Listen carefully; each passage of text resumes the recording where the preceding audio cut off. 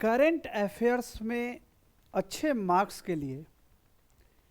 किस तरह से तैयारी करें वो प्रीवियस वीडियो में हमने देखा।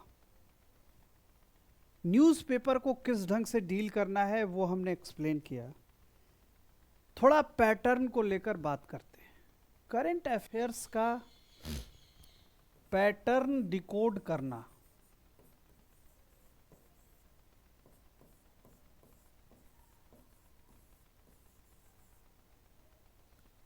खुद से करना या आज के ज़माने में कहीं ना कहीं सारे लोग कोचिंग इंस्टीट्यूट से जुड़े हुए हैं, किसी न किसी क्लासरूम प्रोग्राम से जुड़े हुए हैं।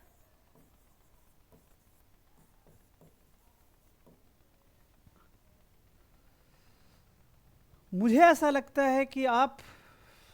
भले ही किसी कोचिंग इंस्टीट्यूट से जुड़े या क्लासरूम प्रोग्राम से जुड़े, जब तक न्यूज़पेपर देखकर, टॉपिक को देखकर आप उसको प्रीवियस ईयर के क्वेश्चन पेपर से नहीं कनेक्ट कर पाते हैं,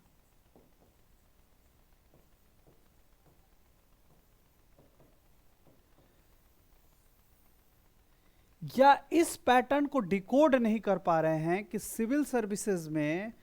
किस तरह के सवाल पूछे जा रहे हैं। प्रीलिम्स में तो पैटर्न ओवर द पीरियड बहुत तेजी से चेंज हो रहा है, लेकिन मेंस के पैटर्न की अगर मैं बात करूं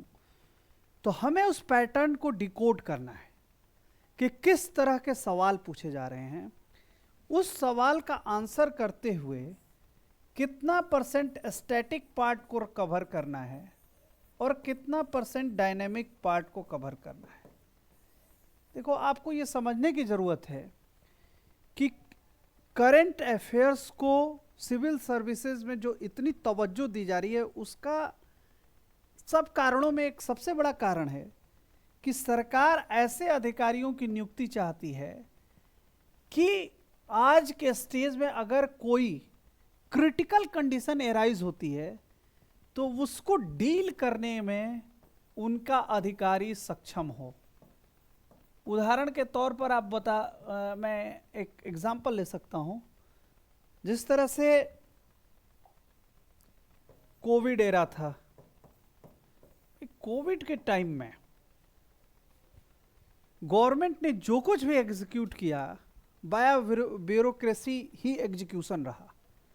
तो ब्यूरोक्रेसी ने इस तरह के प्रॉब्लम्स कभी फेस नहीं की थी, but they should be smart enough कि उनके पास वो स्मार्टनेस होनी चाहिए कि वो क्रिटिकल क्राइसिस के टाइम में चीजों को मैनेज करने में सक्सेसफुल हो।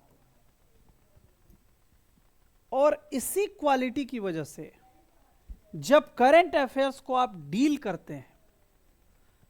उसमें चाहे कोई भी टॉपिक हो, चाहे वो फॉरेन रिलेशन का टॉपिक हो, चाहे वो स्टेट्स और सेंट्रल कॉन्फ्लिक्ट का टॉपिक हो, या वो हेल्थ का सब्जेक्ट हो, या वो जो भारतीय न्याय संहिता जो आई है उससे रिलेटेड हो, या सुप्रीम कोर्ट का इंटरप्रिटेशन हो, या किसी मुद्दे पर सेंटर स्टेट में कॉन्फ्लिक्ट की बात हो, उस समय आपको जो आंसर राइटिंग करनी है या जो टॉपिक से जब आप गुजर रहे होते हैं, तो जब आप टॉपिक को पढ़ रहे होते हैं तो आपको यह समझने की जरूरत है कि इस पर किस तरह के क्वेश्चंस बन सकते हैं, और उस क्वेश्चंस, उस टॉपिक से गुजरते हुए, उस टॉपिक को, उस आर्टिकल को अखबार में पढ़ते हुए आपके दिमाग में, माइंड में क्वेश्चंस की फ्रेमिंग बहुत जरूरी है।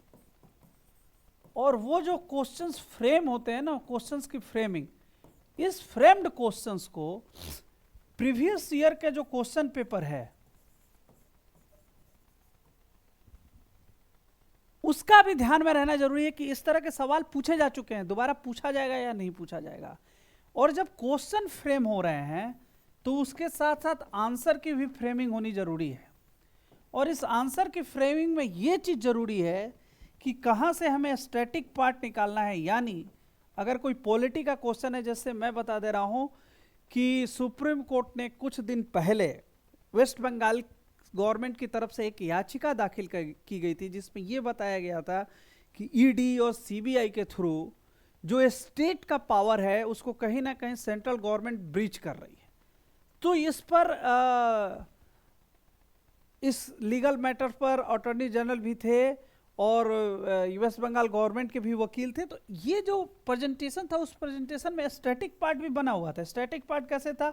आपको लक्ष्मीकांत से इसमें हेल्प लेना पड़ेगा कि आखिर में स्टेट के पास क्या लिस्ट है, सेंट्रल के पास क्या लिस्ट है, और जो सेंट्रल एजेंसी हैं, जो नोडल एजेंसीज हैं, उनके पास क्या राइट्स हैं, और उसके ऊपर जो एपेक्स कोर्ट की टिप्पणी है, वो टिप्पणी एक करंट की टिप्पणी हुई, उसको इंक्लूड करना पड़ेगा। और एक आपका टेक अवे लेकर देना पड़ेगा कि इन सारे हालत में हमें ऐसा लगता है कि जो कॉन्स्टिट्यूशन है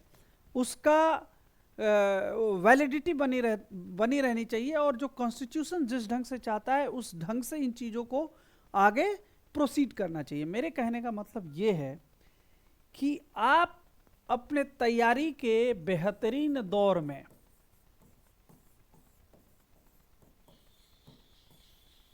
तब पहुंचते हैं जब आप आज का अखबार उठाते हैं और उसका जब टॉपिक पढ़ते हैं तो आपका दिमाग उस टॉपिक से रिलेटेड क्वेश्चंस को फ्रेम करता है, क्वेश्चंस के पैटर्न को, मतलब प्रीवियस ईयर के पैटर्न्स को ऑब्जर्व करता है,